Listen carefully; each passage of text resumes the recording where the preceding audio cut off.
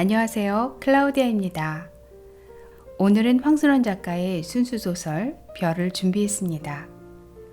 황순원 작가의 소설이 서정적 아름다움과 예술성을 추구하고 있는 것은 그가 시인으로 문학의 길에 들어섰기 때문이라고 하는데요. 황순원의 작품은 간결하고 세련된 문체, 다양한 기법, 전통에 대한 애정 등을 고루 갖추고 있어서 한국 현대소설의 전범으로 평가받고 있습니다. 작품 별의 시간적 배경은 가을, 공간적 배경은 대동강변 어느 마을입니다. 자, 그럼 낭독 들어갑니다. 별. 동네 이들과 노는 아이를 한 동네 과순오빠가 보고 같이 저자애라도 다녀오는 듯한 젊은 여인에게 무심코 자, 동복누이가 꼭 죽은 자어머니 닮았디 왜? 한 말을 얼김이 듣자 아이는 동무들과 놀던 것도 잊어버리고 일어섰다. 아이는 얼핏 누이의 얼굴을 생각해내려 하였으나 암만 해도 떠오르지 않았다. 집으로 뛰면서 아이는 저도 모르게 오마니 오마니 수없이 외웠다. 집들에서 이복 동생을 업고 있는 누이를 발견하고 달려가 얼굴부터 들여다보았다. 너무나 엷은 입술이 지나치게 큰데 비겨 눈은 짭짭하니 작고 그 눈이 또 늘 몽롱이 흐려있는 누이의 얼굴. 9살 난 아이의 눈은 벌써 누이의 그런 얼굴 속에서 기억은 없으나 마음속으로 그렇게 그려오던 돌아간 어머니의 모습을 더듬으며 떨리는 속으로 찬찬히 누이를 바라보았다. 참으로 오만이는 이 누이의 얼굴과 같았을까?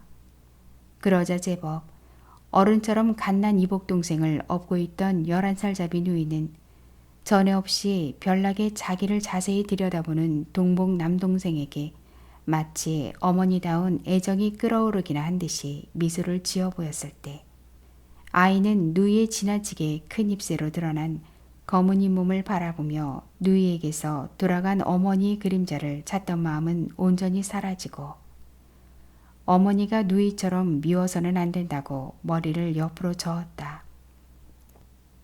우리 오마니는 지금 눈앞에 있는 누이로서는 흉내도 못 내겠으래 무척 이뻤으리라. 그냥 남동생이 귀엽다는 듯이 미소를 짓고 있는 누이에게 아이는 처음으로 눈을 흘기며 무서운 상을 해보였다. 미운 누이의 얼굴이 놀라 한층 밉게 찌그러질 만큼. 생각다 못해 종래 아이는 누이가 꼭 어머니 같다고 한 동네 과순오빠를 찾아 자기 집에서 왼편쪽으로 마주난 골목 막다른 집으로 갔다. 마침 노빠는 새로 지은 저고리 동정에 인두질을 하고 있었다. 늘 남에게 삭바느질을 시켜 말쑥한 옷만 입고 다녀 동네에서 이름난 과순오빠가 제 손으로 인두질을 하다니 웬일일까? 그러나 아이를 보자 과순오빠는 아이보다도 더 의아스러운 듯한 눈치를 하면서 인두를 화로에 꽂는다.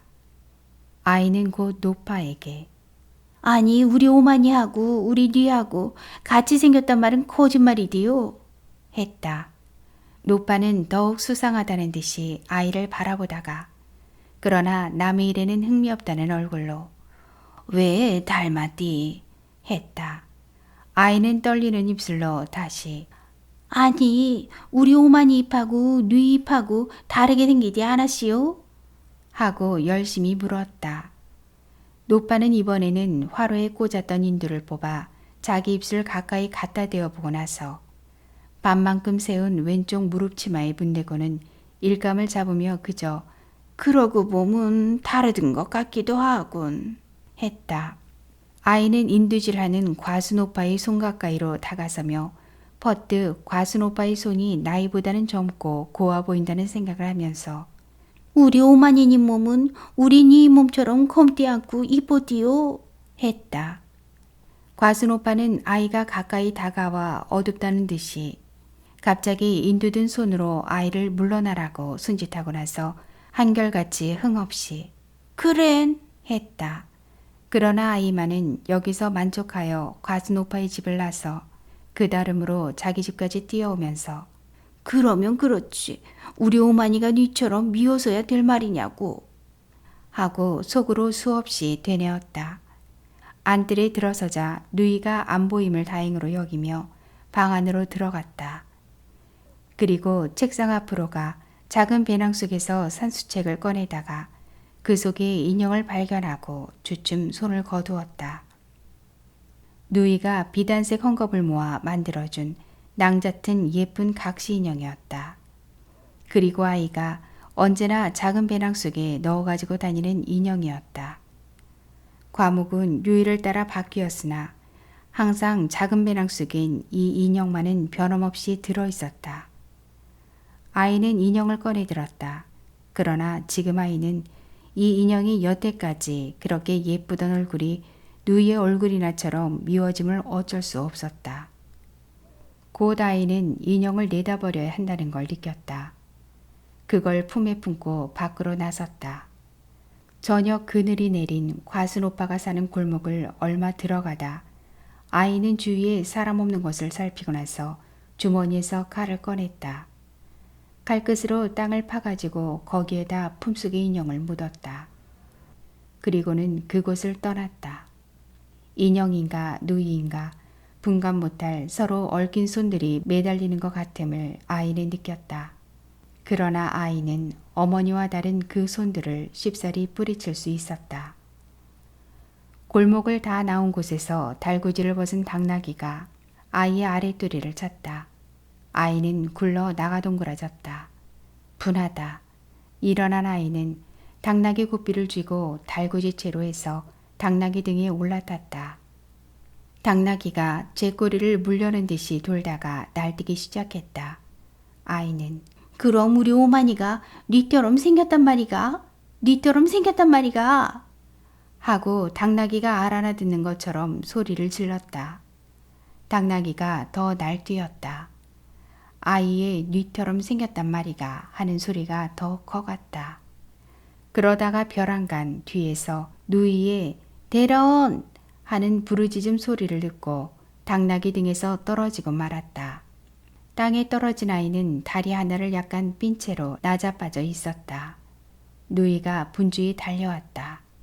그러나 아이는 누이가 위에서 굽어보며 붙들어 일으키려는 것을 무지스럽게 손으로 뿌리치고는 혼자 벌떡 일어나 삔다리를 예사롭게 눌려 집으로 돌아왔다. 갓난 이복동생을 업어주는 것이 학교 다녀온 뒤에 나날이 일과가 되어 있는 누이가 하루는 아이의 거동에서 자기를 꺼리고 있다는 것을 눈치채고는 그런 동생을 기쁘게 해주려는 듯이 어부네의 볼기짝을 돌려대더니 꼬집기 시작했다. 물론 누이의 손은 힘껏 꼬집는 신용만 했고 그럴 적마다 그 작은 눈을 힘주는 듯이 꿈쩍꿈쩍 하였지만 결국은 애가 울지 않을 정도로 조심하면서 꼬집어대는 것이었다. 사실 줄곧 누이에게만 애를 업히는 의붓 어머니에게 슬그머니 불평 같은 것이 가고 누이에게는 동정이 가던 아이였다. 그러나 이날 아이는 자기를 기껍게나 해주려는 듯이 이복동생이 볼기짝을 힘껏 꼬집는 신용을 하는 누이에게 재미있다는 생각이 일기는커녕 도리어 밉고 실눈을 꿈쩍일 적마다 흉하게만 여겨졌다. 아이는 문득 누이를 혼내어줄 개교가 생각났다. 그는 날렵하게 달려가 이복동생이 볼기짝을 진짜로 꼬집어댔다. 그리고 업힌 애가 울음을 터뜨리는 걸 보고야 꼬집기를 멈추고 골목으로 뛰어가 숨었다. 이제 턱이 받은 의붓 어머니가 달려나와 왜 애를 그렇게 갑자기 울리느냐고 누이를 꾸짖으리라. 아이는 골목에서 몰래 의붓 어머니가 나오기만을 기다렸다. 사실 곧 의붓 어머니는 나왔다. 그리고 또 어김없이 누이를 내려다보면서 애를 왜 그렇게 갑자기 울리니? 했다. 아이는 재미나 하는 장난스러운 미소를 떠올렸다. 그러나 다음 순간 아이는 누이의 대답이 어떨까 하는 생각이 들면서 이번에는 저도 모르게 미소가 걷히고 귀가 기울어졌다. 그렇게 자기들에게 몹쓸게 굴지를 않는다고 생각되면서도 어딘가 어렵고 두렵게만 여겨지는 의붓 어머니에게 겁난 누이가 그만 자기가 꼬집어서 운다고 바로 일으키나 하면 어쩌나. 그러나 누이는 의붓어머니가 어렵고 힘들고 두렵게 생각되지도 않는지 대담스레 고개를 들고 아마 네 득을 빨다가 울진 배가 고파 그런가 봐요. 하지 않는가? 아, 기묘한 거짓말을 잘 돌려댄다. 그러나 지금 대담하게 의붓어머니에게 거짓말을 하여 자기를 감싸주는 누이에게서 어머니의 애정 같은 것이 풍기어오는 듯함을 느끼자 아이는 우리 오마니가 네 같지는 않았다고 속으로 부르짖으며 숨었던 골목에서 나와 의붓어머니에게로 걸어갔다. 그리고는 난 또 애 없고 어디 넘어디디나 않았나 했군 하면서 누이의 등에서 어린애를 풀어내고 있는 의붓어머니에게 아이도 이번에는 겁내지 않고 이자 내가 얘 엉덩이를 꼬집어시오 했다. 아이는 옥수수를 좋아했다. 옥수수를 줄줄이 다음다음 뜯어먹는 게 참 재미있었다. 알이 베고 고둔 자르면 엄지손가락 쪽의 손바닥으로 되도록 여러 알을 한꺼번에 눌러밀어 얼마나 많이 붙은 쌍둥이를 떼낼 수 있나 누이와 내기하기도 했었다. 물론 아이는 이 내기에서 누이한테 늘 졌다. 누이는 줄곧 곧지 않은 옥수수를 가지고도 꽤는 잘 여러 알 붙은 쌍둥이를 떼내곤 했다. 그렇게 떼는 쌍둥이를 누이가 손바닥에 놓아 내밀어 아이는 맛있게 그걸 집어먹기도 했었다. 그러나 이날 아이는 누이가 우리 누가 많이 쌍둥이를 만드나 내기할까? 하는 것을 단박에 싫어 해버렸다. 누이는 혼자 아이로서는 엄두도 못 낼 긴 쌍둥이를 떼냈다. 아이는 일부러 줄이 곱게 생긴 옥수수 자루인데도 쌍둥이를 떼내지 않고 알알이 뜯어먹고만 있었다. 누이는 금방 뜯어낸 쌍둥이를 아이에게 내주었다. 그러나 아이는 거칠게 싫어 하고 머리를 도리질하고 말았다. 누이가 새로 더 긴 쌍둥이를 뜯어내서는 다시 아이에게 내밀었다. 그러나 누이가 마치 어머니나처럼 굴적마다 도려 돌아간 어머니가 누이와 같지 않다는 생각으로 해서 더 누이에게 냉정할 수 있는 아이는 내민 누이의 손을 쳐 쌍둥이를 떨어뜨려 버리고 말았다. 그러던 어느 날 저녁 어둑어둑한 속에서 아이가 하늘의 별을 세며 별은 흡사 땅 위에 이슬 같다고 생각하고 있는데 누이가 조심스럽게 걸어오더니 어둑한 속에서도 분명한 옥수수 한 자루를 치마폭 밑에서 꺼내어 아이에게 쥐어주었다. 그러나 아이는 그것을 먹어볼 생각도 않고 그냥 뜸을 항아리 있는 대로 가 그 속에 떨어뜨리듯 넣어버렸다. 아이는 또 땅바닥에 갖가지 지도 같은 금을 그으며 놀기를 잘했다. 바다를 모르는 아이는 바다 아닌 대동강을 여러 개 그리고 산으로는 모란봉을 몇 개곤 그리곤 했다. 그러다가 동무가 있으면 땅 따먹기도 했다. 상대편의 말을 마치고 뼘을 재어 구름이 피어오르는 듯한 땅과 무성한 나무 같은 땅을 만드는 게 재미있었다. 그날도 아이는 옆집애와 길가에서 땅 따먹기를 하고 있었다. 옆집애의 땅한테 아이의 땅이 거의 잠식당하고 있었다. 한쪽 금에 붙어 꼭 반달처럼 생긴 땅과 한 뼘 남짓한 땅이 남았을 뿐이었다. 그것마저 옆집애가 새로 말을 마치고 한 뼘 재먹은 뒤에는 반달에 붙은 땅이 또 줄었다. 이번에는 아이가 칠 차례였다.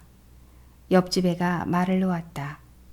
그것은 아이의 반달 땅 끝에서 한껏 먼 곳이었다. 그러나 아이는 기어고 반달 끝에다 자기의 말을 놓았다. 옆집에는 아이의 반달 땅에 달린 다른 나머지 땅에서가 자기의 말이 제일 가까운데 왜 하필 반달 끝에서 치려는지 이상히 여기는 눈치였다. 사실 아이의 어디까지나 반달 끝에다 한 뼘 맘껏 둘러재어 동그라미를 그어 놓았으면 얼마나 아름다울지 모르겠다는 계획을 옆집에는 알 턱이 없었다. 아이는 반달 끝에서 옆집의 말까지 얘기를 닦았다. 이번에는 꼭 맞춰 이 반달 위에 무지개 같은 동그라미를 그어 놓으리라. 아이의 입은 꼭 다물어지고 눈은 빛났다.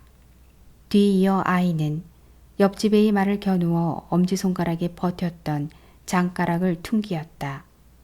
그러나 아이의 장가락 손톱에 맞은 말은 옆집애의 말에서 꽤 먼 거리를 두고 빗지나갔다. 옆집애가 됐다는 듯이 곧 자기의 말을 집어들며 아이가 아무리 먼 곳에 말을 놓더라도 대번에 맞춰버리겠다는 득이의 미소를 떠올렸다. 그러면서 아이의 말 놓기를 기다리다가 흐려지지도 않은 경계선을 사금팔이 말을 세어 그었다. 아이의 반달끝이 이지러지게 그어졌다. 아이가 이건 왜 이렇게? 하고 고함쳤다. 옆집에는 곧 다시 고쳐 금을 그었다. 옆집에는 아이가 자기의 땅을 줄게 그어서 그러는 줄로 알았는지 이번에는 반달의 등이 약간 살찌게 그려놓았다. 아이는 그래도 그것도 아냐 했다. 그러는데 어느새 왔었는지 누이가 등 뒤에서 옆집의 말을 빼앗아서는 동생을 도와 반달의 배가 부르게 긋기 시작했다. 그러나 아이는 누이가 채 다 긋기도 전에 손바닥으로 막 쥐어버리면서 이건 더 아니야, 이건 더 아니야 하고 소리 질렀다. 하루는 아이가 뜰 안에서 혼자 땅바닥에다 지도 같은 금을 그으며 놀고 있는데 바깥에서 누이가 뒷집 계집애와 싸우는 소리가 들려 마침 아내 어른들이 듣지 못하고 있는 것을 다행으로 열린 대문새로 내다보았다. 아이가 늘 예쁘다고 생각해오던 뒷집 계집애의 내민 역시 이쁜 얼굴에서 그래 안 맞았단 말이가? 하는 말소리가 빠른 속도로 계속되는 대로 또 누이의 내민 밉게 찌그러진 얼굴에서는 안 맞디 않고 하는 소리가 같은 속도로 계속되고 있었다. 땅 따먹기 하다가 말이 맞았거니 안 맞았거니 해서 난 싸움이 분명했다.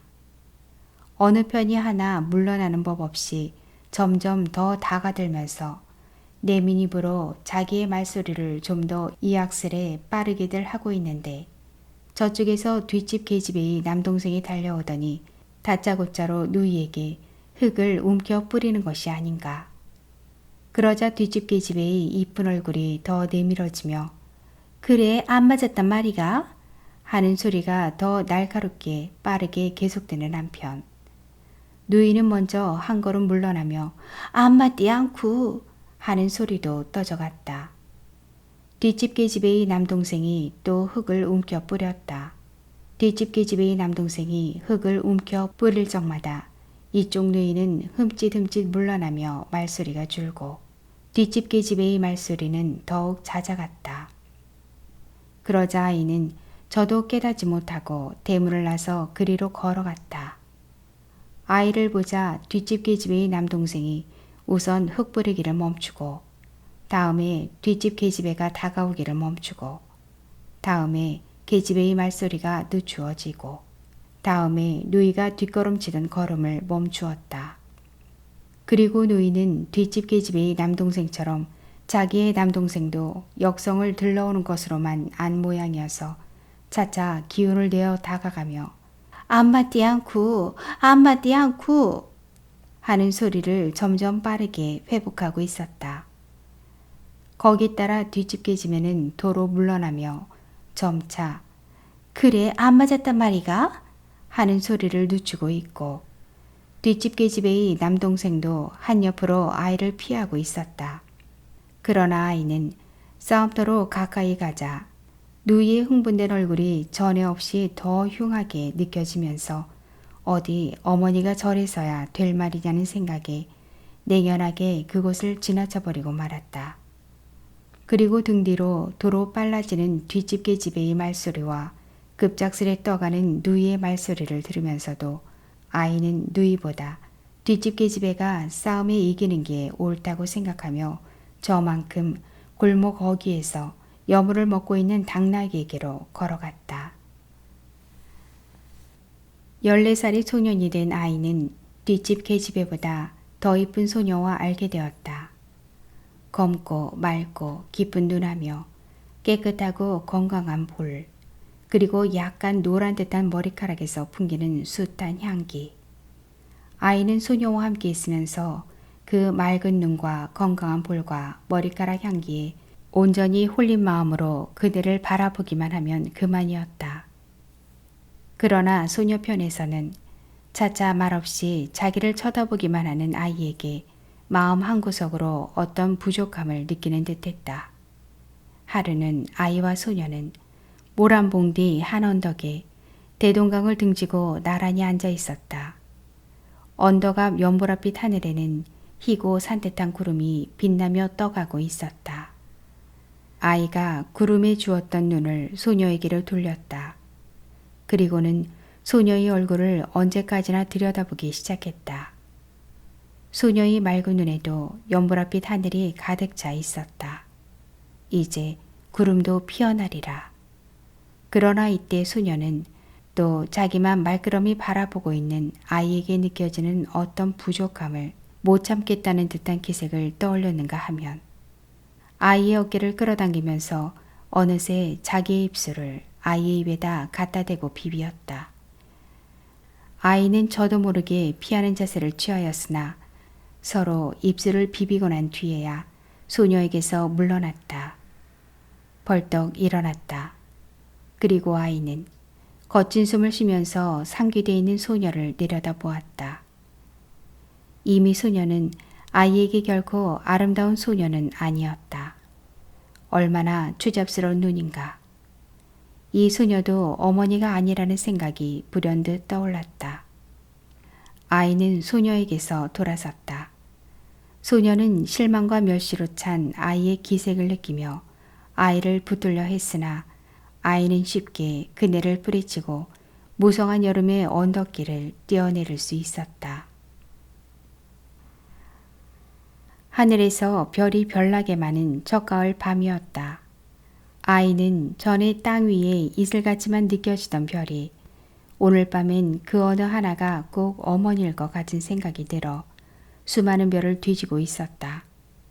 그러나 아이는 곧 안에서 누구를 꾸짖는 듯한 아버지의 음성에 정신을 깨치고 말았다.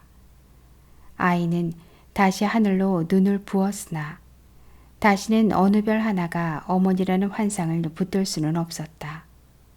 아쉬웠다. 다시 아버지의 누구를 꾸짖는 듯한 음성이 들려왔다. 아이는 아쉬운 마음으로 아버지 음성이 들려오는 장 가까이로 갔다. 안에서는 아버지가 두 번 다시 그런 눈치만 배했단 봐라. 죽여 없애고 말 테니. 꼭대기 피도 안 마르냐니 누굴 망신시키려고. 에휴. 하는 봄이 누이 때문에 여간 노한 게 아닌 것 같았다. 조만 일에는 노하는 일이 없이 아버지가 이렇도록 노함에는 심상치 않은 일이 일어났음에 틀림없었다.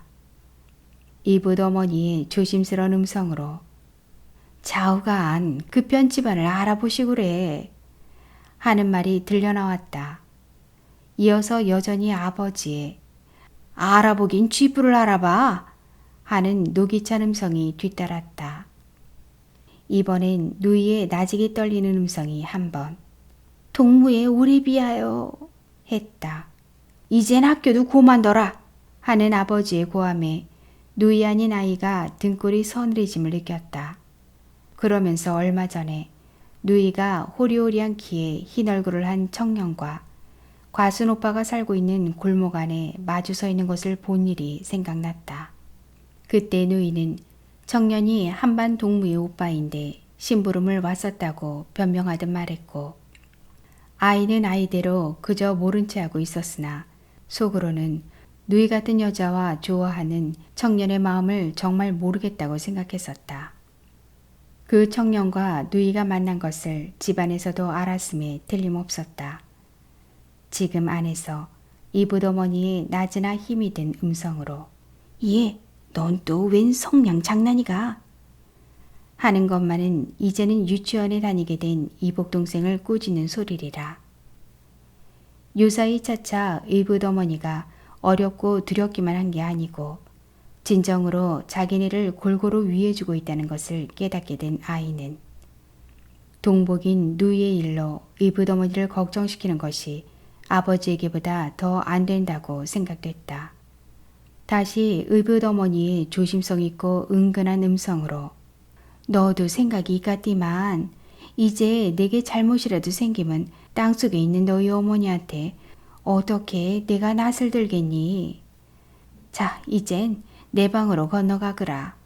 하매 아이는 이번에도 의붓어머니 애정에 얼굴이 달아오르면서 정말 누이가 돌아간 어머니까지 들춰내게 하는 일을 저질렀다가는 용서하지 않는다고 절로 주먹이 쥐어졌다. 어디서 스며오듯 누이의 흐느끼는 소리가 들려왔다. 2번 다시 그런 일만 있었단 봐라. 치마로 묶어서 강물에 집어넣고 말되었나. 하는 아버지의 약간 노염은 풀렸으나 아직 엄한 음성에 이번에는 또 밤바람과 함께 온몸을 한번 부르르 떨었다. 꽤 쌀쌀한 어떤 날 밤이었다. 이붓어머니가 아버지에게 애걸하다시피 하여 학교만은 그냥 다니게 된 누이 보고 아이가 우리 산보가 했다. 누이는 먼저 뜻하지 않았던 일에 놀란 듯 흐린 눈을 크게 떠보이고 나서 곧 아이를 따라 나섰다. 밖은 조각달이 달려 있었다. 그리고 수많은 별들이 빛나고 있었다. 싸늘한 바람이 불어왔다. 바람이 불어올 적마다 별들은 빛난다기보다 떨고 있는 것만 같았다. 아이는 앞서 대동강 쪽으로 난 길을 접어들었다. 누이는 그저 아이를 따랐다. 어둑한 곳에서도 이제 누이를 놀래어 주리라는 계교 때문에 아이의 얼굴은 미소가 떠올라 있었다. 강둑을 거슬러 오르니까 더 써늘어웠다. 전에 없이 남동생이 자기를 밖으로 이끌어낸 것을 의아하게 여기는 눈치로 그러나 즐거운 듯이 누나가 아이에게 춥디 않니? 했다. 아이는 거칠게 머리를 옆으로 저었다. 젓고 나서 어둠으로 해서 누이가 자기의 머리저음을 분간치 못했으리라고 깨달았으나 아이는 그냥 잠자코 말았다. 누이가 돌연 혼잣말처럼 사실 나 혼자였다면 벌써 죽고 말았어. 죽고 말디 않고 살면 뭐라노. 그래도 네가 있어 그렇디. 둘이 있다 하나가 죽으면 남는 게 더 불쌍할 것 같아서. 난 정말 그래. 하며 바람 때문인지 약간 느끼는 듯 했다. 아이는 혹시 집에서 누이의 연애 사건을 알게 된 것이 자기가 아버지나 이붓어머니에게 고자질한 것으로 잘못 알고 있지는 않나 하는 생각이 들자 누이를 쓸어안고 변명이나 할 듯이 획 돌아섰다. 누이도 섰다.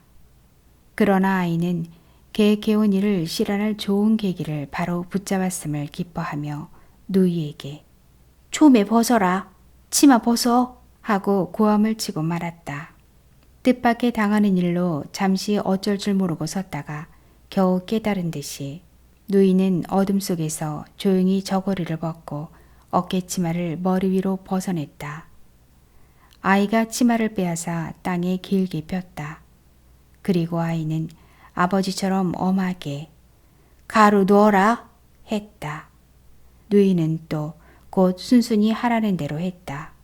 그러나 아이는 치마로 누이를 묶어 강물에 집어넣는 차례에 이르러서는 자기의 하는 일이면 누이가 죽는 한이 있더라도 아무 한거 없이 도리어 어머니다운 애정으로 따라할 것만 같은 생각이 들며 누이가 돌아간 어머니와 같은 애정을 베풀어서는 안 된다고 치마 위에 이미 죽은 듯이 누워있는 누이를 그대로 남겨둔 채 돌아서 그곳을 떠나고 말았다. 누이는 시내 어떤 실업가의 막내 아들이라는 작달막한 키에 얼굴이 검푸른 누이의 한반 동무의 오빠라는 청년과는 비슷도 않은 남자와 아무 불평 없이 혼약을 맺었다. 그리고 나서 얼마 안 되어 결혼하는 날 누이는 가마 앞에서 이붓어머니의 팔을 붙잡고는 무던히나 슬프게 울었다. 아이는 골목에 몸을 숨기고 있었다. 누이는 동네 아낙네들이 떼어놓는 대로 가마에 오르기 전에 젖은 얼굴을 들었다.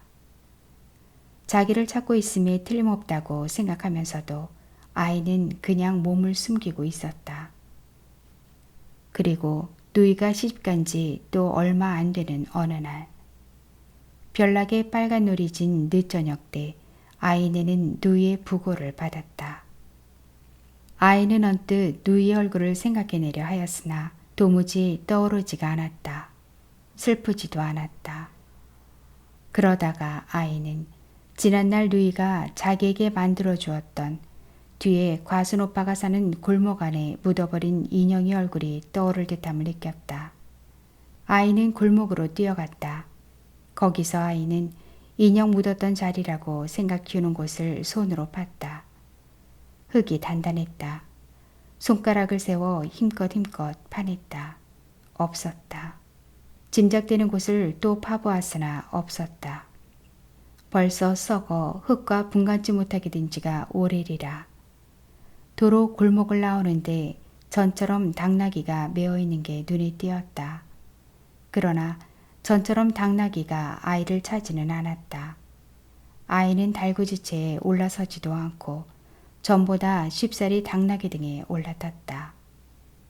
당나귀가 전처럼 제 꼬리를 물려는 듯이 돌다가 날뛰기 시작했다. 그리고 아이는 당나귀에게나처럼 우리 닐 왜 주겐? 왜 주겐? 하고 소리질렀다. 당나귀가 더 날뛰었다. 당나귀가 더 날뛸수록 아이의 왜 주겐? 왜 주겐? 하는 지름소리가 더 커갔다. 그러다가 아이는 문득 골목 밖에서 누이의 대런 대런 하는 부르짖음을 들은 거로 착각하면서 불어 당나귀 등에서 떨어져 굴렀다. 이번에는 어느 쪽 다리도 삐지 않았다. 그러나 아이의 눈에는 그제야 눈물이 괴었다. 어느새 어두워지는 하늘에 별이 돋아났다가 눈물갠 아이의 눈에 내려왔다. 아이는 지금 자기의 오른쪽 눈에 내려온 별이 돌아간 어머니라고 느끼면서 그럼 왼쪽 눈에 내려온 별은 죽은 누이가 아니냐는 생각에 미치자 아무래도 누이는 어머니와 같은 아름다운 별이 되어서는 안 된다고 머리를 옆으로 저으며 눈을 감아 눈 속의 별을 내몰았다. 이상입니다. 구독과 좋아요, 알림과 공유는 사랑입니다. 오늘도 행복하세요.